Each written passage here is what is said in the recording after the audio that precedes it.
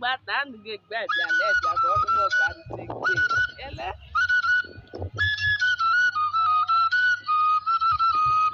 icheke mashwa ma weke mashwa ija ya dara uche goriche mega amagana ogbugbu ma ka ọ ghara ime ihe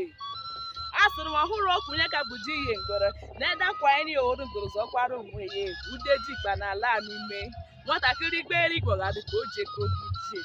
ote na-echebu ma ebu na-eche ote ihe na-emekwa ebuchi n'ote ye nwanne m ntị aga m sọsọ adịghị mma ngwọcha otili manụ ntị adịghị mma n'ogbugbo mega amagọna n'ogbugbo adịghị mma n'ogbugbo maka na onye rira n'ogbugbo eji aga ọnụ ya tụtụtụtụtụ nwanne ka nweze nwajugu nwodo nwana nweze nwajugu meshi nwa mụrụ n'ọkọchị mogegba nwa mụmarụ yọgụlevu na-eye ole chadịrị ka ego asị m na onye na-ama olu m nwuchukwu nwere ike gbogbokwe ebe ụlọ ọcha eje ga-ahụ mọdụ mmanụ mee mgbe onye erigo onye ọhụụ ụkwụ ya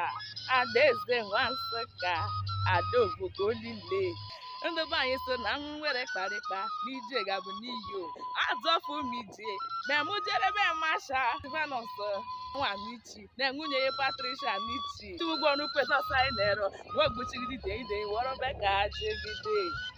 na-ere n'ụmụ ahụ m ga-agịta ọnụ gara aga na nwunye ya bụ Patricia Anichi chiri oke nkụ mee ya bụ mkpekwa mejere bụkwara mkpọ ọnwụ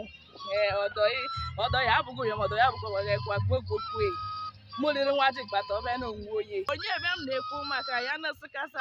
karụ mmụnna ha ndị be anyị n'ụwa niile ekelere m ha nọrọ bụ Chinedu Anichi nwanne m wogbuchigide ide wọrọbe ka jegide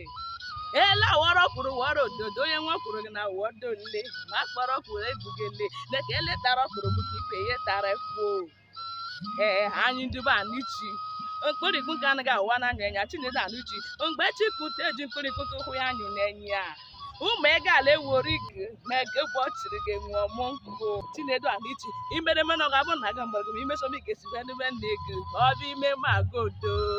ndị be anyị ome mbọ ige Honorable Chinedu Anichi bụ Senior Special Assistant to the Governor of Enugu State on Security Matters ọgwụlekwaga Honorable Chinedu Anichi bụ CEO Coast City Security Guard ndị na-eche nche ahụ dị mkpa ahụ ogologo ime ọgwụlega ndị be anyị Honorable Chinedu Anichi bụ CSO Actors Guild of Nigeria CSO Celebrity ọ bụ hụmagọha dịka ọmụbụrụ gị nwa onye ka egburu nwa onye nye mụrụ egbagoro ike na-eyi achịcha nwa mụrụ n'ọkọchị mogegbogba ugwu anya ga modo oluru mmanya were obele onye nwe obele ga-ayọja n'onwe onye ayọ ọnụ mọgo ndụ n'isi Chinedu Anichi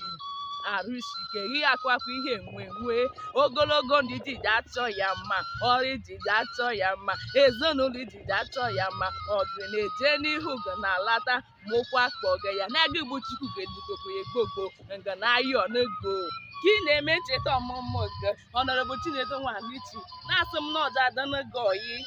ije rukwuchie gị ike n'ala ụkwụ akpọlego n'osisi ije je ka ehulego mgbe n'ọja adịnego oyi na-eke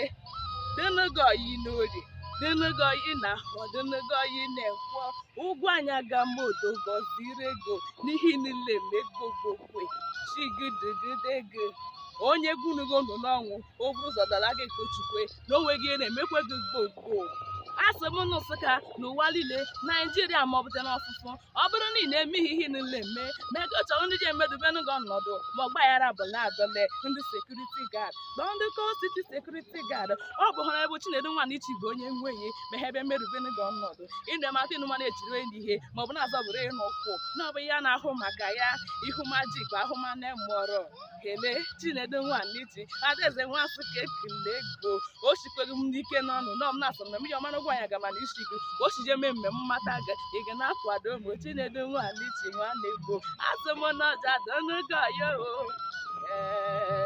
happy birthday to you Honorable Chinedu Anichi